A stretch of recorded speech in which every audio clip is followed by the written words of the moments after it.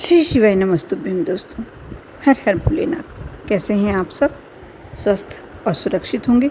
दोस्तों, कामदा एकादशी, जैसा कि इन नाम से ही स्पष्ट हो रहा है, कामनाओं को पूरी करने वाली एकादशी। इस एकादशी का जो व्रत करते हैं वह तो सारे पापों से मुक्त होकर और पुण्यों की ओर अग्रसर होते हैं, और साथ में कोई कष्ट जीवन के या कोई कामना हो तो वह पूरी होती है। ऐसे में यदि साथ में व्रत के साथ साथ आप कुछ उपाय करते हैं, और ऐसा नहीं है कि आपने व्रत नहीं किया तो ये कार्य नहीं कर सकते हैं। आपको जो ये उपाय बताने वाली हूँ मैं, बेहद शुभ फलदायी हो सकते हैं। आप अवश्य करें, और कामदा एकादशी के दिन यदि करते हैं तो इसका श्रेष्ठ फल प्राप्त होता है। वैसे तो कोई भी माह की एकादशी को किया जा सकता है। चैत्र माह के शुक्ल पक्ष की एकादशी तिथि ये 19 अप्रैल दिन शुक्रवार के दिन है, और धर्मशास्त्रों के अनुसार कामदा एकादशी का व्रत या भगवान विष्णु की पूजन विधिवत रूप से करने से धन धान्य में वृद्धि होती है। तो व्यक्ति जन्म मरण के बंधन से मुक्त होकर मोक्ष की प्राप्ति करता है। साथ ही यह इस दिन पूजन करने वाला सारी कामनाओं को पा लेता है, सारी कामनाएं पूरी हो जाती हैं। इसका बहुत ज़्यादा महत्व है, और मनोकामना यदि आपको पूर्ण करनी है अपनी, तो कुछ उपाय आपको अवश्य करने होंगे पूजन के साथ साथ, और बहुत ही सरल उपाय हैं दोस्तों।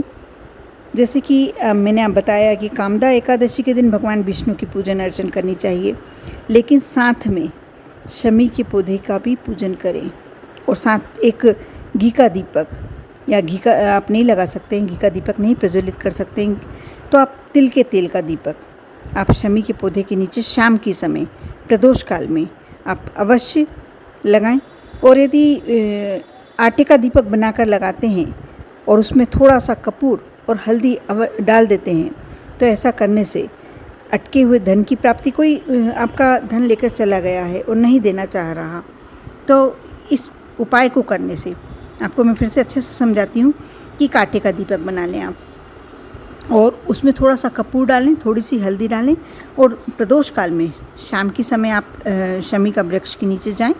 यदि उसमें पुष्प उग रहा है, शमी के पौधे में पुष्प उग रहा है, क्योंकि इस समय पुष्प खिलते हैं शमी के पौधे में, तो बहुत ही श्रेष्ठ फल होता है।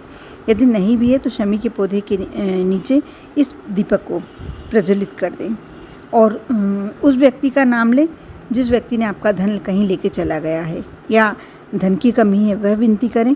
ऐसा करने से ग्रह नक्षत्रों का शुभ प्रभाव पड़ेगा।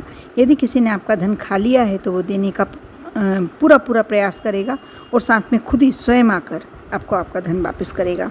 या आपको कोई धन की कमी है, परेशानी है, तो भी आपकी वो परेशानी दूर हो जाएगी।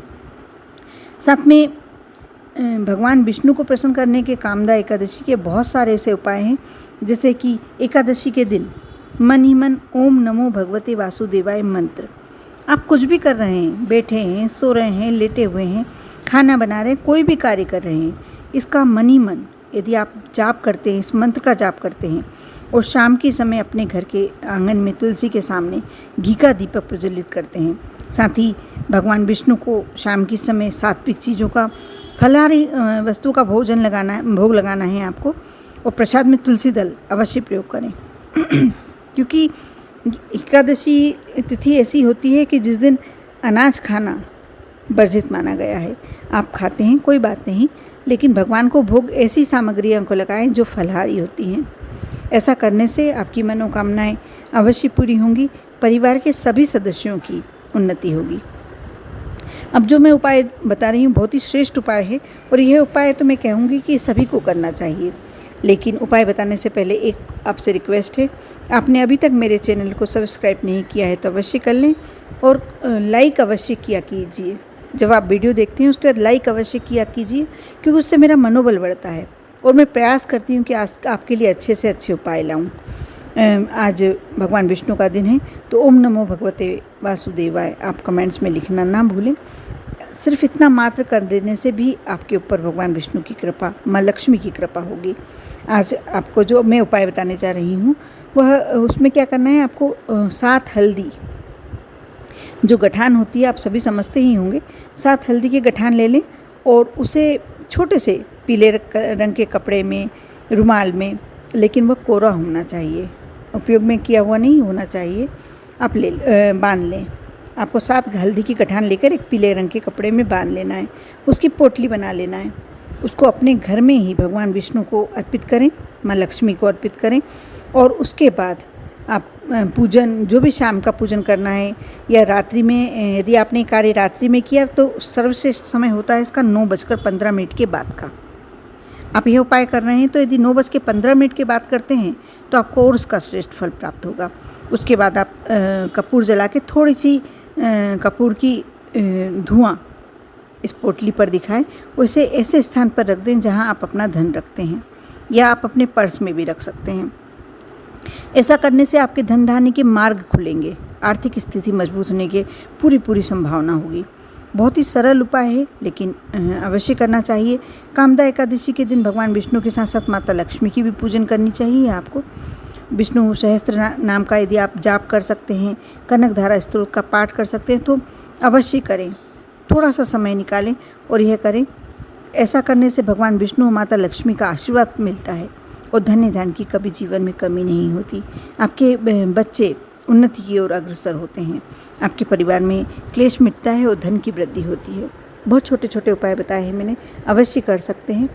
नहीं तो कुछ नहीं कर पाएँ तो आप पूरे दिन इस मंत्र का अवश्य जाप करें, ओम नमो भगवते वासुदेवाय नमः। इससे ही आपके कम से कम यहाँ जीवन में क्या होता है क्या नहीं बात की बात है, लेकिन आपके पुण्य अवश्य अर्जित होंगे और आपको बाद में भी आपका उसको पुण्य का लाभ प्राप्त होगा। कर देखें विश्वास के साथ। ओम नमः शिवाय।